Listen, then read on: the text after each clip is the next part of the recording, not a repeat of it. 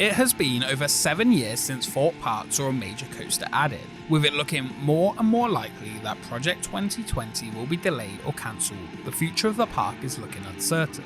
But hey, at least Project LC12 was pretty good. This is the story of the Swarm. Ali, look in! Wait, no, the post's got to go. Right, Ali! Ali. Same time. Hang on, give me a sec, give me that. Go! Where is she? Where's she?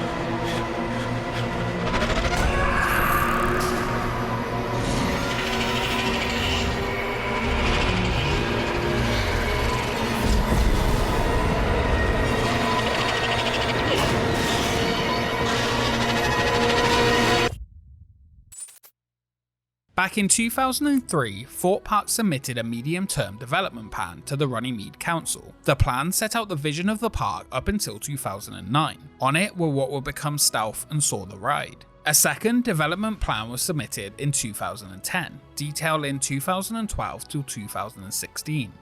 This time the plan included 2 new roller coasters set to open in 2012 and 2015. The first was to be no higher than 131 feet and located at points C or E on the plan. Just like they had done for Soar the Ride, they would use reclaimed land on the Thorpe Park Lake for the new additions directly behind Stealth. Site C would be chosen to become the home of the new 2012 coaster. Today, Site E is the current site of the Thorpe Shark Hotel. The 2015 coaster planned for Site A would never come to be, and that land still sits there empty today. Thanks Derren Brown's Ghost Train. Over the last 3 years, I have been working to completely reinvent the concept of the Ghost Train. No. Codename Project LC12, standing for Long Count 2012, relating to the Mayan calendar and the end of the world theme.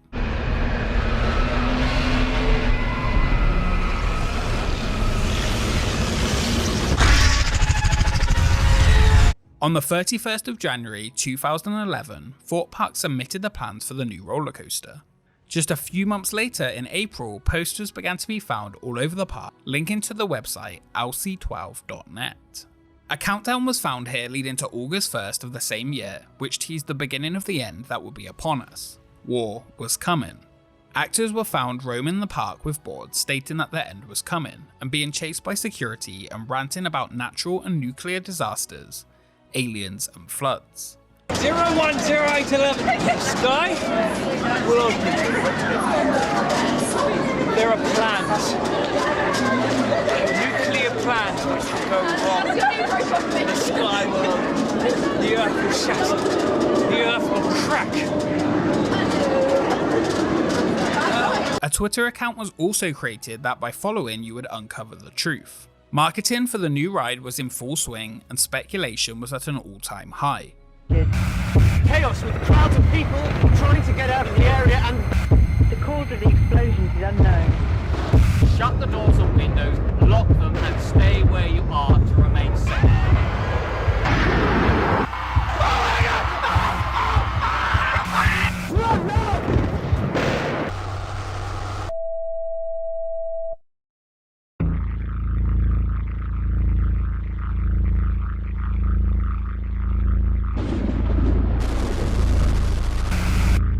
The truth of what the ride would be was the first Bolliger and Mabillard roller coaster to open in the UK for 9 years, with the last also being at Thorpe Park with Nemesis Inferno. This new ride would aim to launch a unique and innovative experience aimed at the park's thrill-seeker audience. The UK's first wing coaster, suspending you on either side of the vehicle body and track.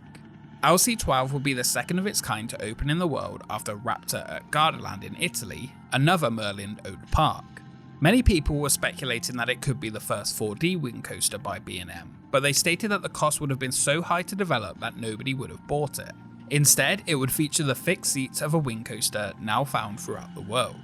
over the next few months, construction began on the ride before the ride's official announcement. When the countdown on the website reached 0 on August 1st, a teaser promo was released officially announcing the ride as The Swarm. The story was that the part organic, part machine alien creatures were so powerful it was capable of bringing about the apocalypse. Single-mindedly programmed to destroy, how they became to be is unknown. An invasion, or could it have been a government project gone wrong? All we knew was that the swarm was raining terror and destruction on our world. Fire and water would erupt around as the swarm hurtled through the explosive landscape with torturous dives and rolls and death-defying near misses. It was inevitable. The end was coming. It was the swarm. Costing £20 million, the track was complete by November 18, 2011. What would surround the ride, though, will be one of the most themed roller coasters in the UK. For once, very little was cut from the theming budget of the attraction. The planned crashed fire engine, helicopter and plane all became a reality. What was cut though was the unique train models in the centre. Rather than unique custom built trains, they would modify the Raptor train shells from Gardaland. The aeroplane, fire engine and helicopter featured around the ride are all real. The helicopter was only a few years old and was sold to the park after it had suffered damage on its tail. Even the plane engines seen are real, though the blades were removed and replaced with replicas for safety. This plane is the highlight of the Swarm's theming and offers an amazing head chopper for the trains to head under. It was moved to Thorpe Park only a few weeks after being taken out of service, and all of its interior was ripped out before being placed around the coaster's path. With the theming and ride story in place, it was the final push towards opening. As you've been hearing, it's been a day of dramatic and disturbing events as scenes of apocalyptic devastation are taking over the entire country. With explosions, fireballs and a crashed plane, it is believed that Thorpe Park, the theme park in Surrey, is the origin of these events, although no one yet knows or is willing to comment on what is causing such chaos. Leicester-based Big Communications were hired to create a viral marketing campaign.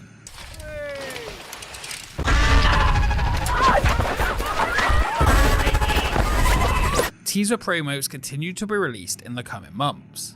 One such story about the ride, which was picked up by the UK press, was pictures of water test dummies returning to the station missing their arms. Claiming that they had too close of a call with the fake church, it was a somewhat odd way to promote the new roller coaster and entice people to come. On the 15th of March 2012, the Swarm officially opened to the public. Located on the new Swarm Island featuring trains resembling alien-like drones, or the Swarm. The ride features restraints similar to air or other flying B&M coasters. Beginning in the station, built to look like a partially destroyed church, you ride 127 feet up the chain lift hill. Right away, the track twists 180 degrees, turning riders upside down before heading down the world's first dive drop element. The train dives under the wing of the wrecked plane, offering a great near-miss experience into a 0G roll. After flying through a billboard, which was added after the ride opened in 2013, it enters an incline loop before passing the wrecked helicopter. A corkscrew takes you through the incline loop before passing the crashed fire engine, which when turned on has a great fire effect, before flying directly over the station into a last inline twist. For a few years after opening, the ride featured on-ride video which could have been purchased onto DVD, but this was later removed. The Swarm received mixed responses after opening. It was declared a commercial disappointment in its following years, not increasing the park's attendance to what they had hoped. Most complaints about the ride relate to the short runtime of just 1 minute 25 seconds. With a track length of just over 2,500 feet, it is slightly longer than Nemesis Inferno, but for some reason feels a lot shorter. In its short layout though, it packs a good mix of elements and near misses to create a thrilling experience and is one of the best coasters in the park. More of a graceful experience than an intense forceful ride, which the theming would suggest. With the park attendance actually falling after it opened, Thorpe Park tried to boost its appeal by adding Brave It Backwards in 2013. The Swarm. Now, Brave It Backwards. New for 2013 at Thorpe Park. The trains on the Swarm had the seats in the last 2 rows reversed, so now you could ride facing backwards.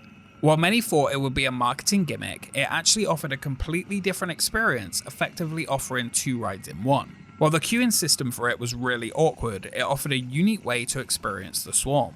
Sadly, they were returned to forward facing for the 2016 season. I've talked many times in my videos about how Merlin are obsessed with marketing world's first elements to their rides, sometimes to silly extents, and the Swarm was no different. This time, the world's first rollercoaster single for the launch of the ride.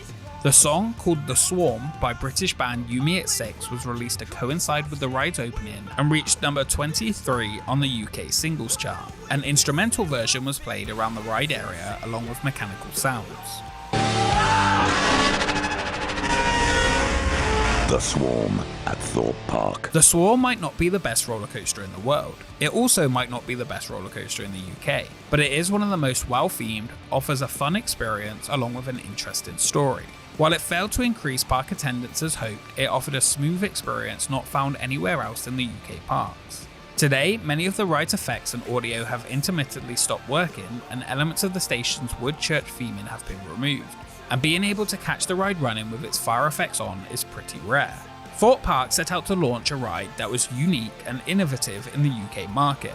A ride that provided a real sense of danger and awe to guests, and in some ways they achieved that. In others though, it was a commercial failure which didn't bring in the crowds the park had hoped.